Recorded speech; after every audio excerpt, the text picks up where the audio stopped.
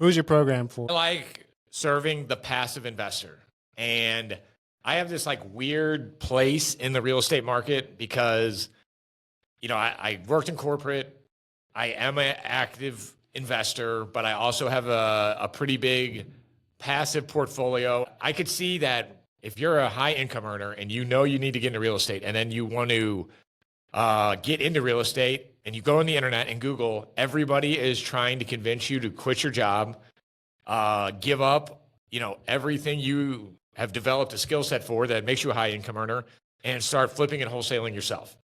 And so on this podcast, I want to go through my logic on and what I tell people what they should be doing. And so kind of cut through some of all the shenanigans that are out there on the internet. But what needs to be broken down is who, what program is for. And so right. Not every program is right for everybody. No. And we're going to I have a pretty much strict criteria on who should be active and who should be passive. Nice. Here's the thing. It's really, really difficult to be a great, influencer, educator, and active investor.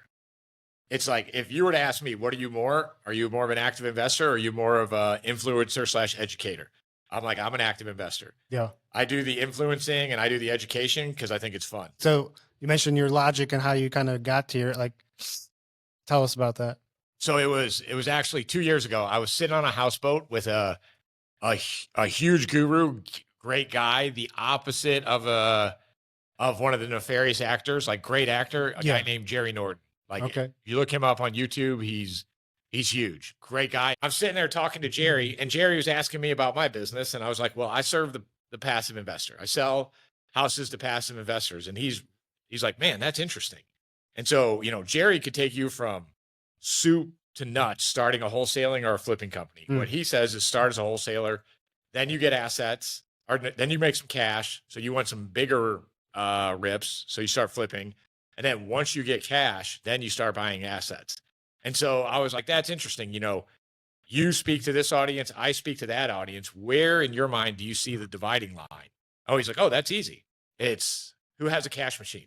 And I'm like, well, cash machine. Yeah. I'm like, what do you mean by a cash machine, Jerry? He's like, anybody who doesn't make $200,000 a year, if they're going to be in real estate, needs to flip or wholesale. And then I'm like, well, what about anybody who makes over $200,000 a year? He's like, oh, they should be buying assets. He's like, they should be trying to get $200,000 to $300,000 and buying assets. And so that gave me a lot of clarity because if you go into the internet, like we said, if you go invest in real estate, you're going to see a bunch of courses and people are going to tell you to wholesale and flip. And I'm not going to tell you not to wholesale and flip. I love wholesaling and flip. Sure. Yeah.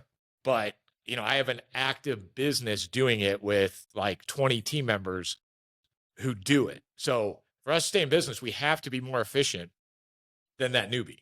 Yeah. And so then if you're also making $200,000, you've probably paid your dues. You've probably done something to be successful. And it's like, for you to be a full-time active wholesaler and flipper, you got to take your eye off the ball. And even in my own business, I try to get people as inside their unique ability, doing their unique ability all day. Yeah. People hate their jobs because they're not inside their unique ability. Yeah. And so for people starting off in real estate, like imagine the pressure of you've gone to college, you've paid your dues, you've developed a skill to get that high income, and then you're supposed to give it all up. It's like, no, why would you? Especially if you're good at it. Yeah. Right. But then there's all these people on Instagram saying, oh, you got to own your own business. You got to do, if you don't own your own business, you're not cool. Right. And like, here's a little secret for the non-business owners maybe listening to this podcast. Like 90% of businesses fails, and 90% of the 10% that are still around, the business owner is not making $200,000.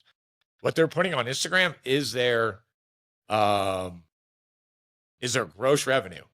But I'm talking about, it's another book called Profit First, but I'm talking about $200,000 that they're paying for their own personal family with. Right. And so like business ownership is great. Working inside your unique ability is great. And just because you are an employee does not disqualify you from working inside your unique ability.